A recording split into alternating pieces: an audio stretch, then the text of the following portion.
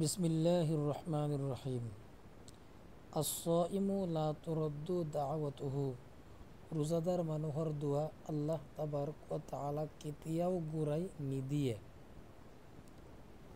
সালাসাতুন লা তুৰাদ্দু দাওয়াতুহুম আস-সাইমু হিনা ইফতিৰু ওয়াল ইমামুল আদিলু ওয়া দাওয়াতুল মাজলুমি। সাদাকাল্লাহুল আযীম। প্ৰিয় শ্ৰোতামণ্ডলী, আজি মই আপোনালোকৰ লগত কথা পাতিবলৈ আশা কৰিছোঁ ৰমজানৰ ৰোজা ৰখাৰ বিষয়ে।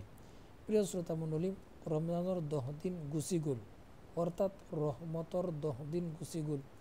এতিয়া আৰম্ভ হৈ আছে মাগফিৰতৰ ৰোজা।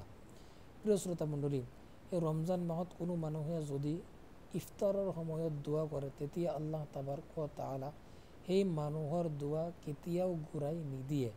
এনেকুৱা 3 ধৰণৰ মানুহৰ দোৱা আল্লাহ তাবাৰক ওয়া তাআলা কেতিয়াও ঘূৰাই নিদিয়ে। তাৰ পৰা 1 নম্বৰ হৈছে ৰোজাদাৰ মানুহ। ৰোজাদাৰ মানুহে যদি ৰোজা ৰাখি ইফতাৰৰ আগত দোৱা কৰে, তেতিয়া আল্লাহ তাবাৰক ওয়া তাআলা দোৱা ঘূৰাই নিদিয়ে।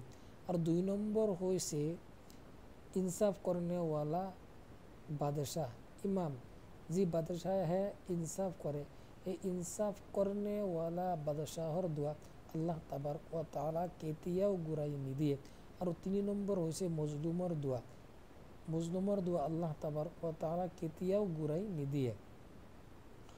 মজলুম কোৱা হয় যাৰ ওপৰত অত্যাচাৰ কৰা হয়, সেই ব্যক্তিজনক মজলুম বুলি কোৱা হয়।